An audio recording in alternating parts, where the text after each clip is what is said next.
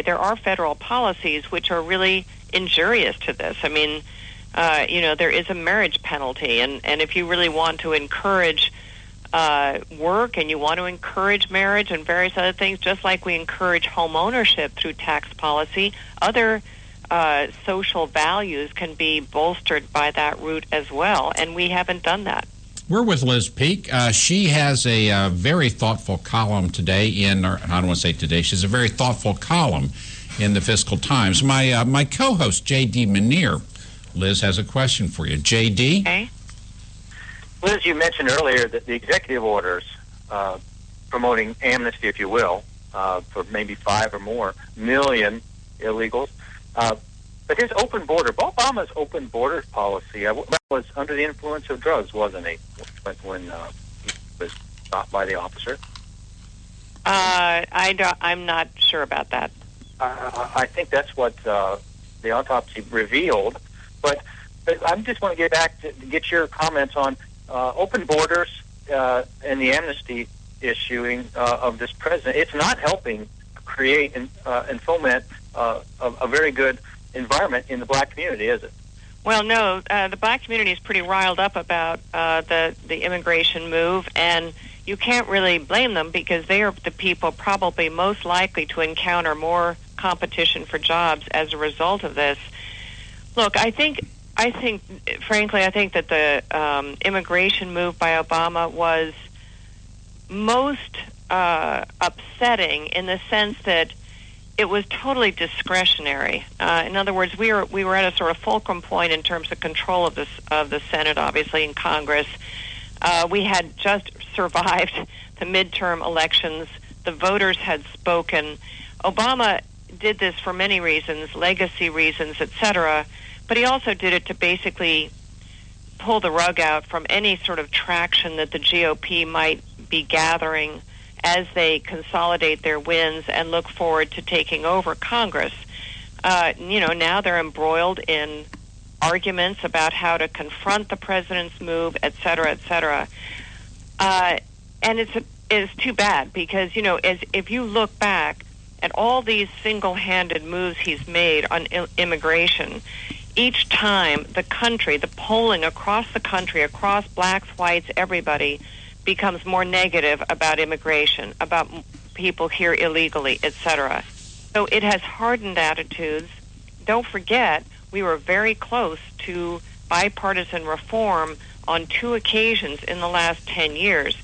Now I don't know if we're ever going to get back to that. But what the president has done is an ill-thought-out policy. It's temporary, a temporary stay from deportations, just as the DACA was in 2012. The DACA ended up attracting far fewer applicants than they expected because no person who's been living in the shadows is going to venture out, put their name on a lot of forms, acknowledge their existence here illegally if it's a temporary fix. Why would you do that? Well, for all you know, the next president might say, well, that's done. I'm not going to take that as legal anymore.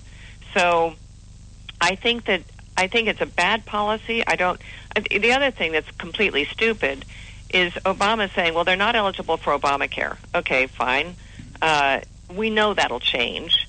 And we know also that Medicare and Social Security will probably be made available if they have work permits. That's going to happen. I haven't seen the Congressional Budget Office run any numbers on this. I'm assuming this is a pretty big hit because a lot of Hispanics here illegally are working under fake Social Security numbers. They're paying Social Security and Medicare taxes, but they're not receiving benefits.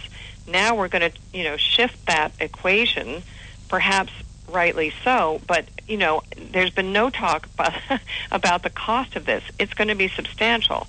So this is a inflammatory move. I thought it was just unbelievably cynical, unnecessary, and really bad for the country. And I think it's part of his legacy. Yeah, I do too. He never quite understood this nation.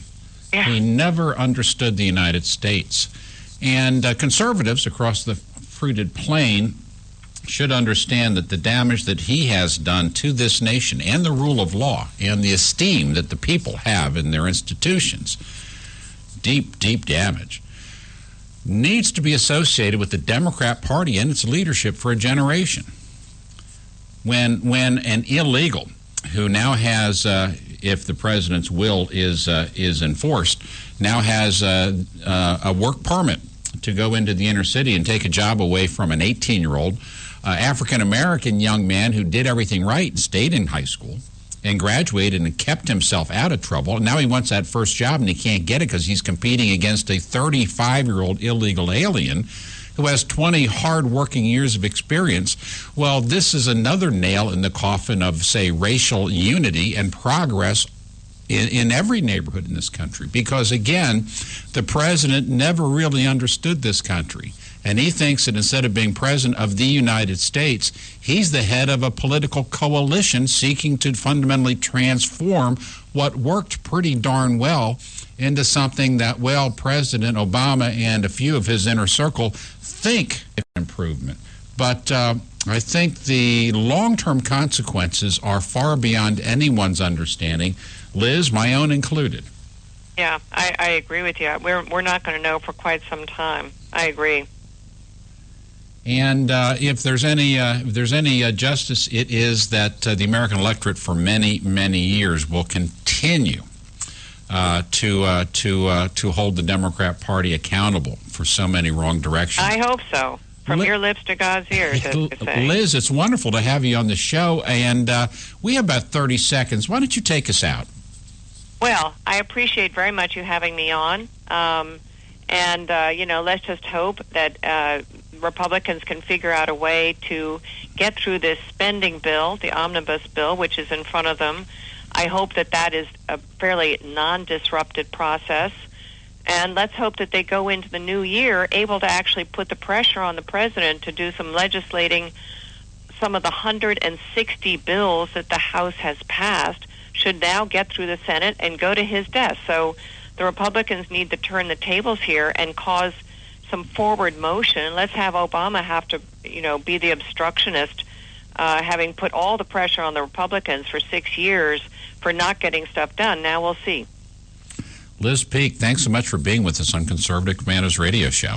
Thank you so much for having me. Have a great day. Thank you. Bye now. JD, we're coming up on the top of the hour. You are listening to WNJC 1360 AM. I'm Kevin Wade. I'm joined by J.D. Manier, and you stay with us. We will be right back.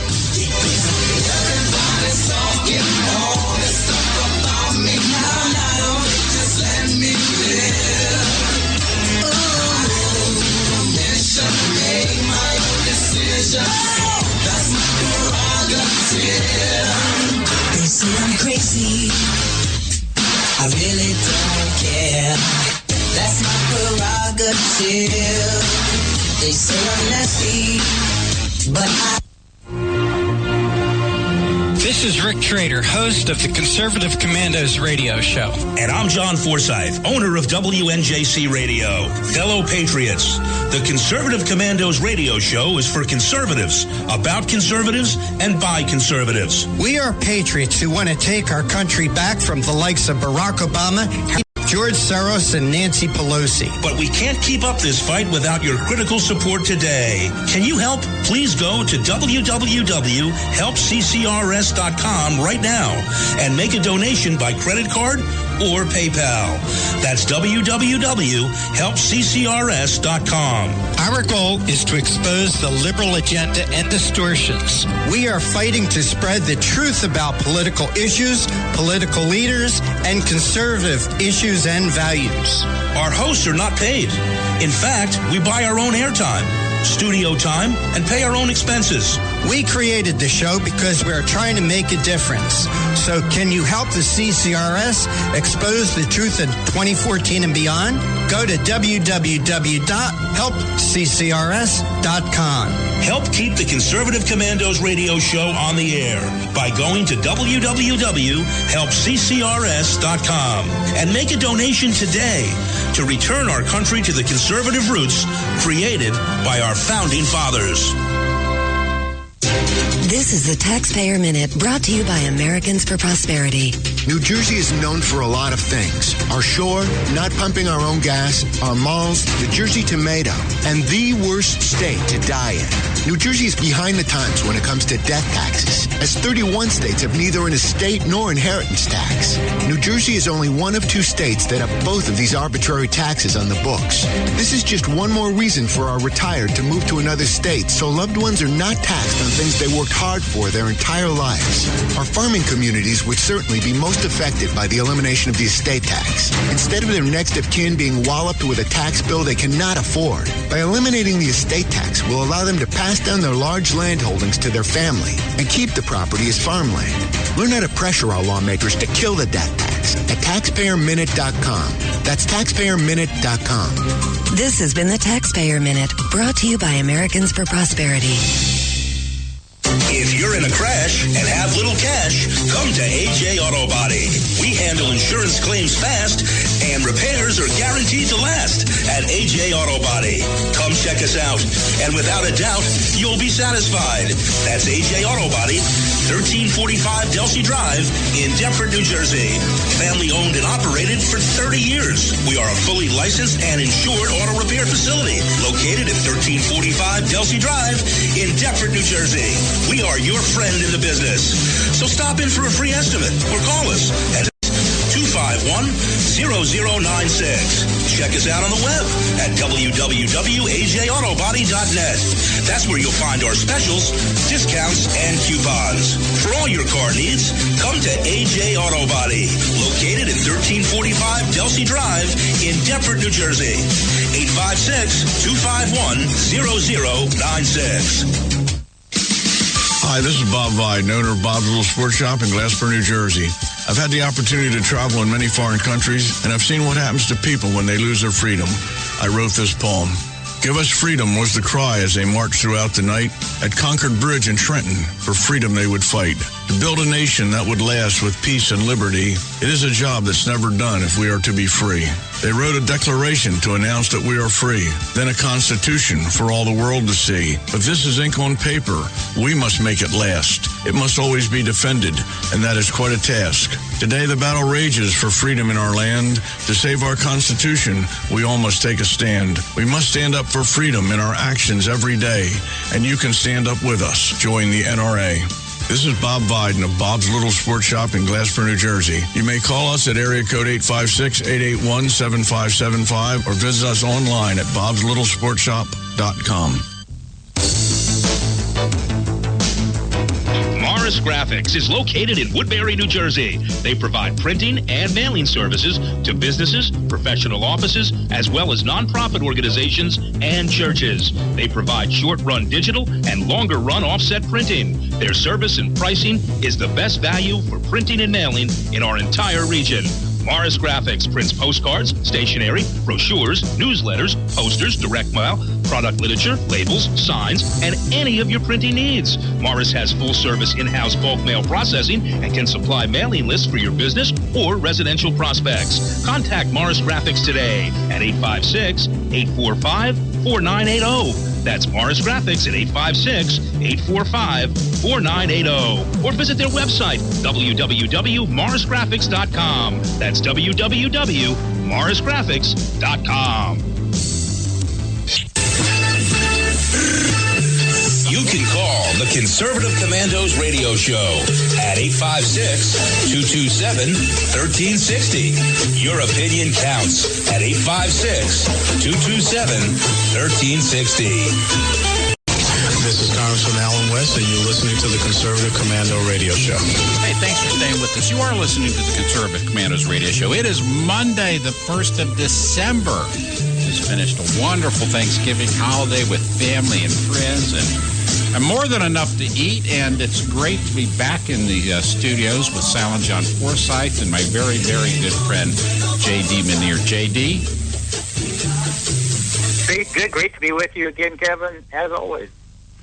And, J.D., we just had Liz Peek, a very interesting discussion about the failures of President Barack H. Obama in the African-American community and across the Fruited Plains.